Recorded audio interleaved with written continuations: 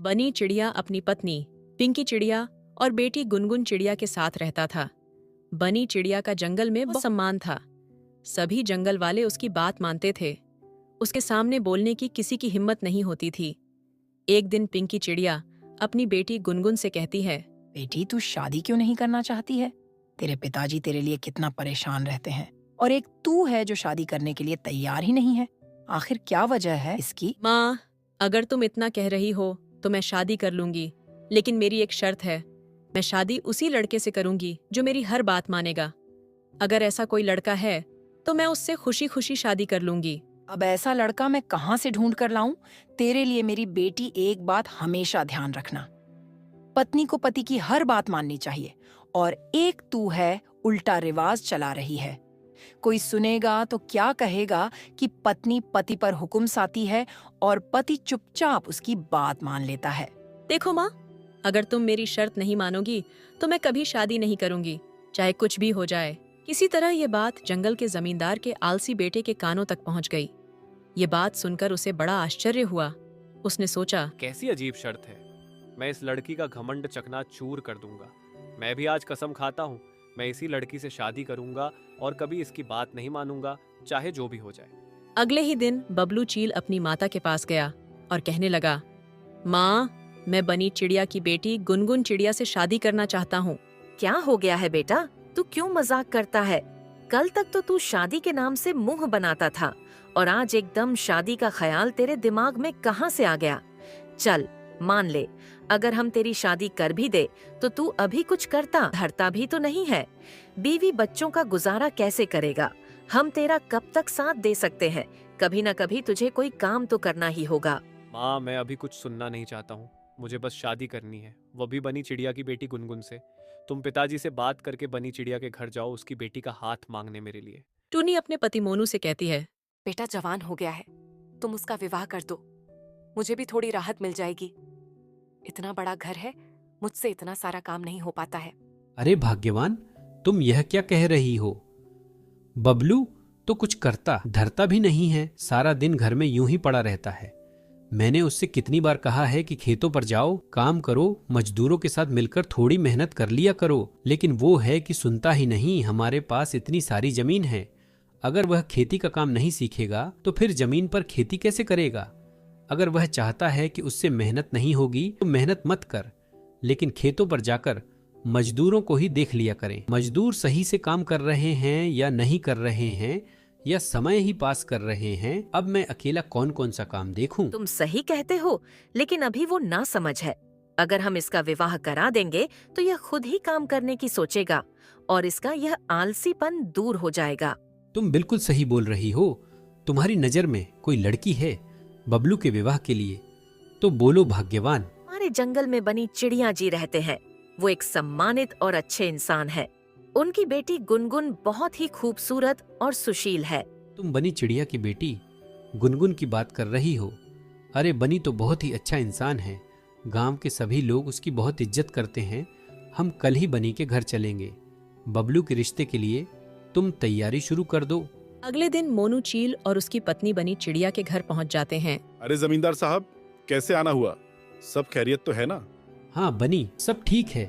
दरअसल हम यहाँ पर तुम्हारी बेटी गुनगुन का हाथ मांगने आए हैं अपने बेटे बबलू के लिए। हमें पता चला है कि गुनगुन बहुत ही शिक्षित और समझदार है। ये तो बहुत अच्छी बात है। आपने बिल्कुल सही किया जमींदार साहब। इससे हमारी दोस्ती रिश्तेदारी में बदल जाएगी। कुछ ही दिनों में गुनगुन चिड़िया और बबलू चील का विवाह हो जाता है। शादी के 2-4 दिन के बाद बबलू चील गुनगुन चिड़िया से कहता है, तूने अपनी माँ से कहा था ना कि तू उस लड़के से शादी करेगी जो तेरी हर बात मानेगा, लेकिन मैं कभी भी तेरी कोई बात नहीं मानूंगा। अब देखता हूँ तू कैसे मुझसे अपनी बात मनवाती है। मैं आपकी पत्नी हूँ और आपसे यह आशा करती हूँ कि आप मुझे पूरा सम्मान दें। हमारे रिश्ते की मजबूत और खुशहाली के लिए बहुत जरूरी है कि आप मेरे प्रति आदर और समझदारी का रवैया अपनाएं। यह न केवल हमारे रिश्ते को बेहतर बनाएगा, बल्कि हमें एक मजबूत और खुशहाल जोड़ी भी बनाएगा। फिर भी अगर आप मेरे साथ मारपीट करना ही चाहते हैं तो मैं आपको यह अधिकार तब दूंगी जब आप खुद मेहनत करके पैसे कमा कर लाओगे। अभी तो आप अपने पिता के धन पर ऐश कर रहे हो। तुम्हें क्या लगता है मैं पैसे नहीं कमा सकता? तो फिर ठीक है, अब मैं तब तक घर में नहीं घुसूंगा जब तक मैं खूब सारा धन ना कमा लाऊं। बबलू अपनी पत्नी से यह बात गुस्से में कह तो देता है, लेकिन बाद में वह सोचने लगता है। अरे मैंने तो अपनी जिंदगी में कोई काम ही नहीं किया है, ऐसे में मुझे क्या काम मिल सकता है जिसे मैं कर सकता हूँ। एक काम करता हूँ, सोनू से मालूम करता हूँ, उसने बहुत सी जगह पर काम किया है, वह मुझे कोई ना कोई काम के बारे में जरूर बता देगा।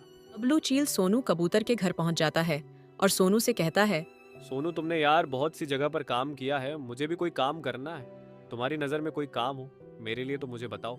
अरे बबलू, कैसी बात कर रहा है यार, तू इतने बड़े जमींदार का बेटा है, तुझे क्या जरूरत है काम करने की? अरे काम करने की जरूरत तो हम जैसे गरीब लोगों को है भाई। दरअसल सोनू मैंने किसी से शर्त लगाई है, उसका मानना है कि मैं खुद मेहनत से पैसे नहीं कमा सकता हूँ, इसलिए मैंने भी उससे कह दिया है कि मैं तुझे पैसे कमा के दिखाऊंगा। देखो भाई, हम तो मेहनत मजदूरी का काम करते हैं और मेहनत मजदूरी तुमने कभी की नहीं, इसलिए तुमसे हो नहीं पाएगा। तुम कोई और काम देख लो जिसमें मेहनत कम हो और पैसे ज्यादा मिल जाए। बबलू चील को सोनू कबूतर की बात पर बहुत गुस्सा आता है, लेकिन वह कर भी क्या सकता था, इसलिए चुप रहता है। अब बबलू चील बगैर किसी को कुछ बताए धन कमाने की तलाश में निकल पड़ता है।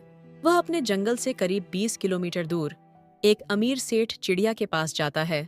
उस सेठ का बहुत बड़ा चावलों का गोदाम होता है। सेठ जी, मैं पास वाले जंगल के पहाड़ी से आया हूँ, आपके पास काम की तलाश में, अगर आप मुझे कोई काम दे देंगे तो आपकी बड़ी कृपा होगी। जंगल के पहाड़ी में मेरा बहुत ही अच्छा मित्र रहता है, उसका नाम मोनू जमींदार है, क्या तुम उसको जानते हो? जब बबलू चील अपने पिता मोनू चील का नाम सुनता है तो वह घबरा जाता है और सोचने लगता है, कहीं पिताजी को मालूम ना हो जाए कि मैं दूसरे के यहाँ मजदूरी करने आया हूँ। अब मैं क्या करूँ? अगर घर वापस गया तो गुनगुन से किया हुआ वादा कैसे पूरा होगा? अरे जो होगा देखा जाएगा। अगर पिताजी को मालूम भी हो गया तो मैं उन्हें सब सच सच बता दूंगा। अरे भाई, किस सोच में डूब गए जमींदार का नाम सुनकर? नहीं सेठ जी, किसी सोच में डूबा नहीं हूँ। हाँ, मैं मोनू जमींदार को जानता हूँ, बेचारे बहुत ही ईमानदार और नेक दिल इंसान है। अब तो तुम्हें काम देना ही पड़ेगा।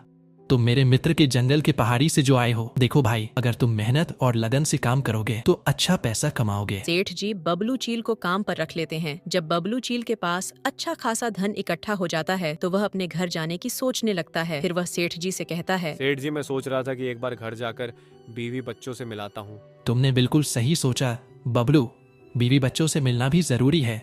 तुम कल अपने घर निकल जाना और बीवी बच्चों से मिलकर जल्दी वापस आना। बबलू चील इकट्ठा किए हुए सारे पैसे लेकर अपने घर की ओर निकल जाता है। रास्ते में उसे 2 लोमड़ी एक पेड़ के नीचे बैठे हुए मिलते हैं।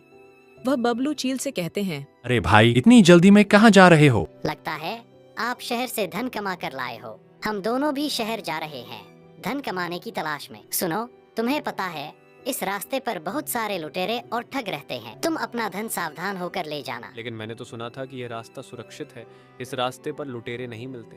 अरे भाई, अब तो हर जगह लुटेरे और ठग मिल जाते हैं। अगर तुम अपने पैसे छुपा कर नहीं ले गए तो तुम्हारे लिए मुसीबत हो जाएगी। सुनो, हम भले और ईमानदार आदमी हैं, बिल्कुल तुम्हारी तरह। हम दोनों तुम्हारे धन की सुरक्षा कर सकते हैं अगर तुम चाहो तो। बाकी आगे तुम्हारी मर्जी है। तुम क्या कह रहे हो?